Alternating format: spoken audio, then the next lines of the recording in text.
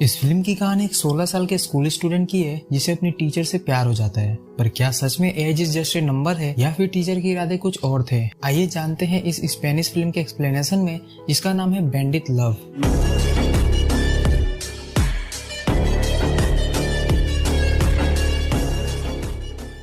Film की शुरुआत 16 साल के एक स्कूल गोइंग स्टूडेंट जॉन से होती है, जो अपने आर्ट क्लास का प्रोजेक्ट बनाने में लगा हुआ था। जॉन के फादर एक बहुत ही बड़े जज थे और उसकी माँ एक ड्रग एडिक्ट। घर में पैसों की कोई कमी नहीं थी, पर ना तो जॉन को उसके फादर का प्यार कभी मिल पाया और ना ही उसकी माँ का। हालांकि जॉन शहर के सबसे महंगे और पॉपुलर स्कूल में पढ़ता था। अगले दिन जब आर्ट टीचर लुसियाना स्टूडेंट्स के प्रोजेक्ट को चेक कर रही होती है, तब वो जॉन के प्रोजेक्ट को देखकर हंसने लगती है।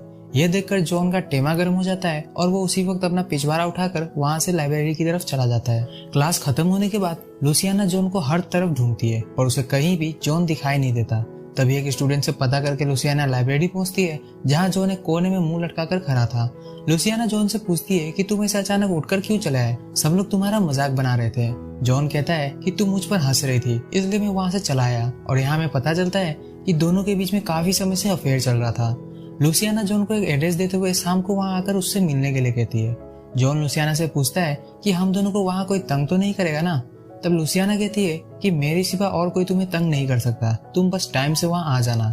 इतना कहने के बाद लुसियाना जॉन को एक चुम्मी देकर वहां से चली जाती है, क्योंकि अगर किसी स्टूडेंट ने उन दोनों को इस तरह लाइब्रेरी में देख लिया होता तो मार्केट में बवाल मच जाता। स्कूल की छुट्टी के बाद जॉन लुसियाना के बताए हुए पते पर पहुंचता है, जहाँ लुसियाना एक कार में बैठी जॉन के आने का इंतजार कर रही थी।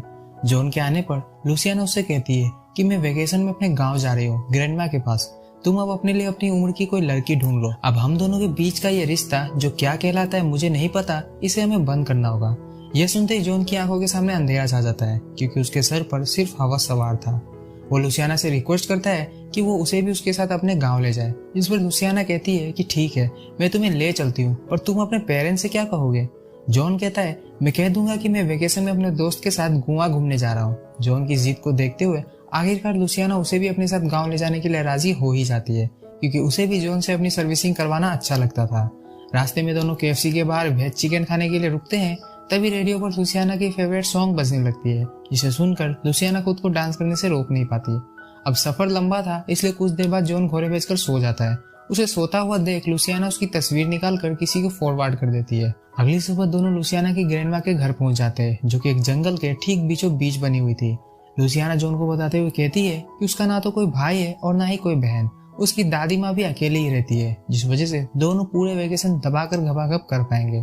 जॉन ये सुनकर काफी ज्यादा एक्साइटेड हो जाता है, क्योंकि उसने अमेजोन से सेल के दौरान काफी सारे कंडोम खरीद लिए थे और काफी दिनों से वो उसे इस्तेमाल करने का मौका ढूंढ रहा था। जॉन यही सब सोचने में लगा हुआ था कि तभी लुसियाना उसे स्विमिंग पूल में धक्का देकर वहां से भाग जाती है। स्विमिंग पूल में गिरने की वजह से जॉन का स्कूल बैग पानी के नीचे गायब हुए जा रहा था, पर जॉन को तो सिर्फ लुसियाना के साथ घबाघब करना था। इसलिए बिना अपने स्कूल बैग की परवाह किए जॉन लुसियाना को पकड़ने के लिए उसकी तरफ लपकता है। भागते भागते जॉन घर के अंदर पहुंचता है, जहां वो नोटिस करता है कि घर के सारे फर्नीचर एक व्हाइट कपड़े से ढके हुए थे। तभी उसे बाथरूम से लुसियाना के बुलाने की आवाज सुनाई देती है और वो बिना कुछ सोचे समझे बाथरूम की ओर बढ़ जाता है।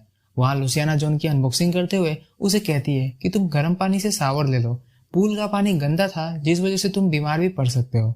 जॉन जब नहाकर बाहर आता है, तब उसकी नजर लुसियाना के ऊपर पड़ती है, जो कि सफर की थकावट के मारे सो गई थी। जॉन लुसियाना को उसी तरह सोता हुआ छोड़कर घर की साफ सफाई करने में लग जाता है और थोड़ी ही देर में वो घर को चकाचक कर डालता है। शाम में जब जॉन लुसियाना के साथ चिल कर रहा होता है, तब अचानक उसे गांव के मार्केट में जाकर शॉपिंग करने का कीड़ा काटने लगता है। लुसियाना उसे मना करते हुए कहती है कि मैं अपने साथ पूरे महीने का राशन लेकर आई हूँ, सो हमें कहीं बाहर जाने की जरूरत नहीं है। यह सुनते ही जॉन गुस्सा होते हुए अकेले ही मार्केट जाने का डिसाइड करता है। यह देख लुसियाना कुछ सोचने के बाद जॉन के साथ मार्केट जाने के लिए राजी हो जाती है। जॉन गाड़ी चला रहा होता है और लुसियाना उसकी तारीफें करने में लगी हुई होती है। अब लगातार लुसियाना के मुंह से तारीफें सुनने के बाद जॉन का छोड़ा चेतन खड़ा हो जाता है और वो लुसियाना के साथ कार में ही चुम्मा चाटी करना शुरू कर देता है। कुछ देर तक जॉन का साथ देने के बाद लुसियाना कार से उतरकर जंगल की तरफ भाग जाती है। जॉन भी अपना छोटा चेतन लेकर लुसियाना की तरफ लपकता है और दोनों कुछ देर तक आपस में पकड़ा पकड़ी खेलने के बाद जंगल के बीचों बीच ही मंगल करना शुरू कर देते हैं। अगली सुबह जब जॉन की नींद खुलती है, तब वो देखता है कि लुसियाना घर के बाहर अकेली बैठी हुई है। जॉन उसके पास जाकर पूछता है कि क्या बात है, कल रात के पलंग तोड़ परफॉर्मेंस से तुम खुश नहीं हो क्या? तब लुसियाना उसे बताते हुए कहती है कि मैं किसी के कॉल के आने का इंतजार कर रही थी, पर लगता है कि अब मुझे एयरटेल सिम फेंक कर जियो में पोर्ट कराना होगा।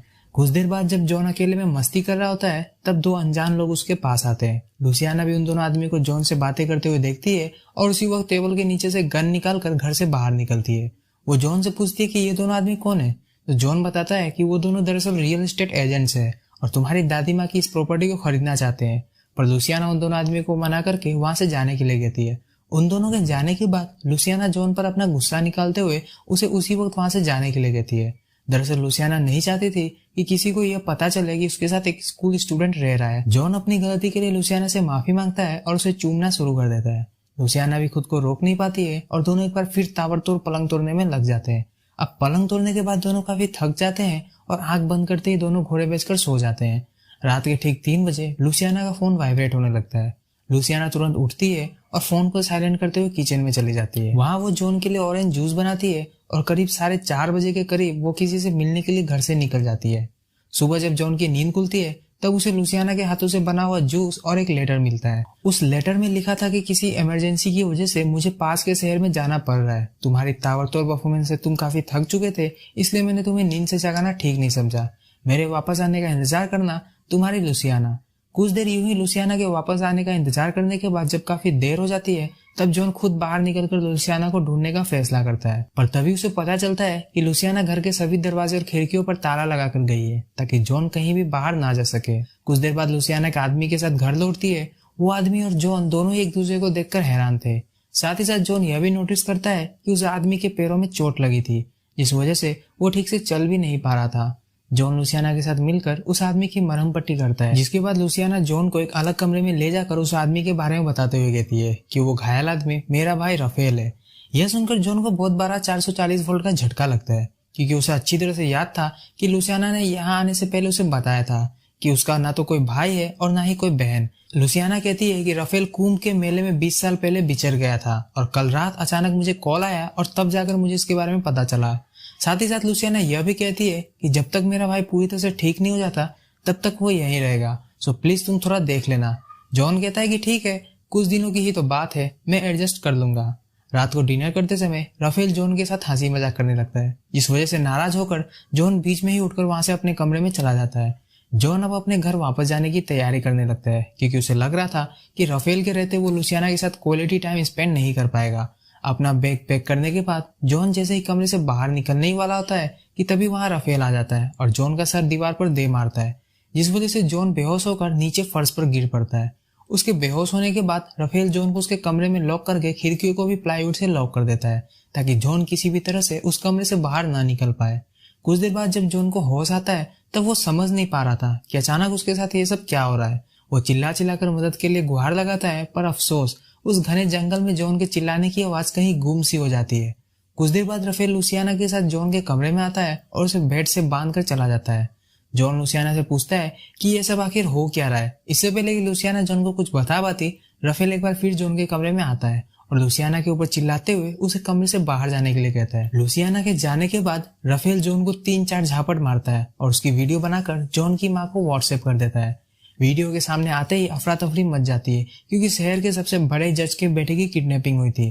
पूरी की पूरी पुलिस फोर्स जॉन का पता लगाने में लग जाती है। इधर जॉन के पास उसका फोन भी नहीं था, क्योंकि हवस में आकर पानी में कूदने की वजह से उसका आईफोन जवाब दे चुका था।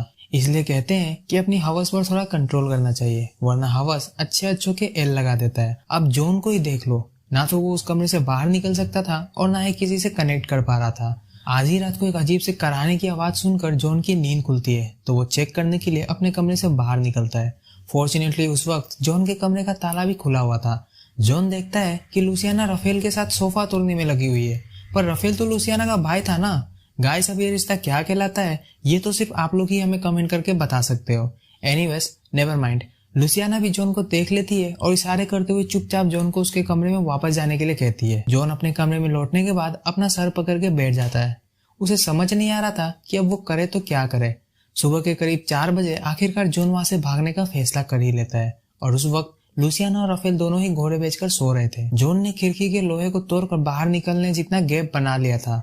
वो बाहर निकल ही रहा था कि तभी लुसियाना वहां आ जाती है, पर तब तक काफी देर हो चुकी थी। लुसियाना भी जॉन का पीछा करते हुए जंगलों में भागने लगती है। साथ ही साथ वो अपने प्यार का वास्ता देते हुए जॉन को रुकने के लिए कहती है। अब क्योंकि लुसियाना के साथ समय बिताने की वजह से जॉन को भी उससे प्यार हो गया था, इसलिए वो रुक जाता है और लुसियाना के सामने अपना फ्रस्ट्रेशन निकालने लगता है। तभी जॉन देखता है कि राफेल भी उसका पीछा करते हुए उसकी तरफ आ रहा था। इससे पहले कि जॉन वहां से भाग पाता, लुसियाना जॉन के सर पर एक पत्थर से वार करके उसे बेहोश कर देती है। दोनों जॉन को घसीटते हुए वापस केबिन की तरफ ले ही जा रहे होते हैं कि तभी राफेल को सामने से कार आती हुई दिखाई देती है। उस कार में और कोई नहीं बल्कि राफेल का एक क्राइम पार्टनर था जो कि फिरौती की रकम लेकर आ रहा था। अब यहाँ हमें पता चलता है कि लुसियाना ने बहुत पहले से ही राफेल के साथ मिलकर जॉन की किडनैपिंग का प्लान बनाना शुरू कर दिया था। लुसियाना अच्छी तरह से जानती थी कि जॉन का फादर बहुत अमीर है और वो अपने बेटे के बदले मुंह मांगी कीमत देने को आसानी से राजी हो जाएगा। राफेल और लुसियाना पूरी तरह से अपने मकसद में कामयाब हो चुके थे और अब जॉन किसी काम का नहीं था। राफेल जॉन को शूट करके मारने ही वाला होता है कि तभी लुसियाना बीच में आ जाती है और राफेल से कहती है कि हमें हमारा पैसा मिल गया है तो हम इसे छोड़ देते हैं। लेकिन राफेल को इस बात का डर था कि कहीं जॉन की वजह से वो पकड़ा गया तो उसे बाकी की जिंदगी जेल में चक्की पीसते हुए बितानी पड़ सकती है। इसी वजह से राफेल जॉन को मारने का काम अपने क्राइम पार्टनर को सौंप कर लुसियाना के साथ वहां से चला जाता है। राफेल का क्राइम पार्टनर जॉन की रस्सी खोल देता है और उसे कहता है कि चल भाग, मैं तेरे पिछवाड़े में गोली मारूंगा। जॉन रोते हुए उठता है और बड़ी ही चालाकी से उस आदमी की आंखों पर बोरा डाल देता है। अचानक जॉन के इस मूव की वजह से उस आदमी के सर में पीछे खंबे में लगी कील घुस जाती है जिस वजह से उसकी मौत हो जाती है। जॉन उस आदमी की बंदूक लेकर वहां से निकल जाता है और तभी उसकी मुलाकात राफेल और लुसियाना से हो जाती है जो कि किसी बात को लेकर एक दूसरे से तू मैं करने में लगे हुए थे। जॉन के हाथों में बंदूक देखकर राफेल घबरा जाता है और लुसियाना को जॉन के आगे खड़ा कर देता है। जॉन राफेल से कहता है कि तुम लुसियाना को छोड़ दो वरना मैं तुम्हें गोली मार दूंगा। अब राफेल तो कोई कच्चा खिलाड़ी था नहीं, वो बड़ी ही चालाकी के साथ जॉन के हाथों से बंदूक नीचे गिरा देता है। फिर दोनों में युद्ध शुरू हो जाती है और एक दूसरे को मारते मारते दोनों स्विमिंग पूल में गिर जाते हैं। जॉन को उसी स्विमिंग पूल में अपना डूबा हुआ स्कूल बैग मिलता है जिसमें से कैंची निकालकर वो राफेल की गर्दन में घोंप देता है और उसी वक्त राफेल की मौत हो जाती है। अब जॉन के हाथों में जो गन थी वो अब लुसियाना के हाथों में आ गई थी। वो चाहती तो जॉन को गोली मारने के बाद सारे पैसे लेकर फरार हो सकती थी, पर वो ऐसा कुछ भी नहीं करती है। गन को उसी स्विमिंग पूल में फेंकने के बाद लुसियाना जॉन को लेकर वापस उसी केबिन में जाती है और दोनों रेडी होकर वापस शहर जाने के लिए वहां से निकल पड़ते हैं। रास्ते में लुसियाना जॉन से कहती है कि हम इन पैसों को लेकर किसी दूसरी कंट्री में चलते हैं जहां हमें कोई भी तंग करने वाला ना हो। जॉन लुसियाना से कहता है कि अगर तुम मेरे साथ रहना चाहती हो तो अभी इसी वक्त इन पैसों को गाड़ी से बाहर फेंक दो, और लुसियाना वैसा करने से साफ मना कर देती है। अब जॉन की समझ में सब कुछ आ चुका था कि लुसियाना के लिए वो नहीं बल्कि उसका पैसा ही सबसे ज्यादा इंपॉर्टेंट है। वो उसी वक्त लुसियाना को पैसों के साथ कार से उतार देता है और अकेले ही शहर की तरफ निकल पड़ता है। इसी के साथ इस फिल्म का दी एंड हो जाता है। आई होप आपको वीडियो पसंद आया होगा।